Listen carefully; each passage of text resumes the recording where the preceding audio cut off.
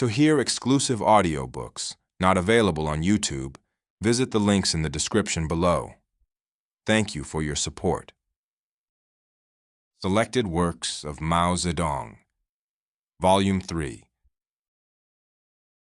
The Period of the War of Resistance Against Japan. Part 2. Audiobook, Section 20. Serve the People. September 8, 1944. This speech was delivered by Comrade Mao Zedong at a memorial meeting for Comrade Chiang Su-te, held by departments directly under the Central Committee of the Communist Party of China. Our Communist Party and the 8th Route and new 4th Armies led by our party are battalions of the Revolution. These battalions of ours are wholly dedicated to the liberation of the people and work entirely in the people's interests. Comrade Chiang Su-te was in the ranks of these battalions. Comrade Chiang Su-te was a soldier in the Guards Regiment of the Central Committee of the Chinese Communist Party. A member of Communist Party who loyally served the interests of the people, he joined the revolution in 1933, took part in the Long March, and was wounded in service. On September 5, 1944, when making charcoal in the mountains of Ansai County, northern Shensi, he was killed by the sudden collapse of a kiln. All men must die, but death can vary in its significance.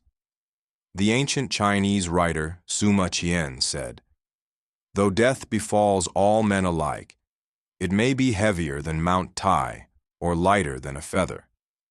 Sima Qian, the famous Chinese historian of the 2nd century BC, was the author of the historical records.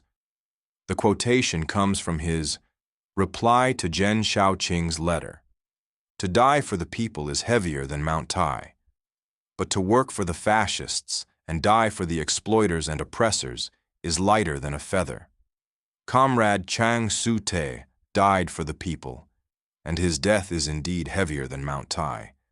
If we have shortcomings, we are not afraid to have them pointed out and criticized because we serve the people. Anyone, no matter who, may point out our shortcomings.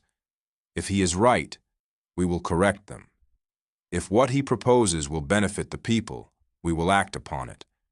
The idea of better troops and simpler administration was put forward by Mr. Li Ting-ming, who is not a communist. Li Ting-ming, an enlightened landlord of northern Shensi province, was at one time elected vice chairman of the Shensi Kansu Ningxia border region government. He made a good suggestion, which is of benefit to the people, and we have adopted it. If, in the interests of the people, we persist in doing what is right and correct what is wrong, our ranks will surely thrive. We hail from all corners of the country and have joined together for a common revolutionary objective.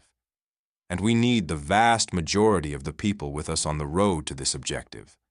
Today, we already lead base areas with a population of 91 million, but this is not enough. To liberate the whole nation, more are needed.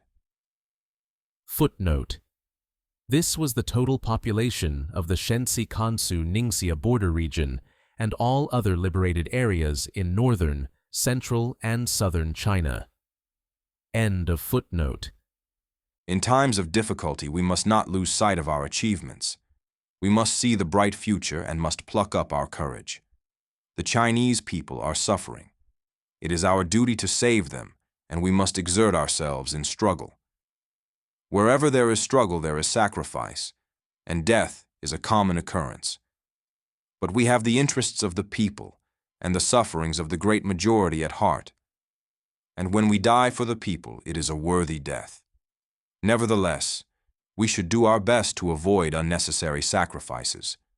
Our cadres must show concern for every soldier, and all people in the revolutionary ranks must care for each other, must love and help each other. From now on, when anyone in our ranks who has done some useful work dies, be he soldier or cook, we should have a funeral ceremony and a memorial meeting in his honor. This should become the rule, and it should be introduced among the people as well. When someone dies in a village, let a memorial meeting be held. In this way, we express our mourning for the dead and unite all the people.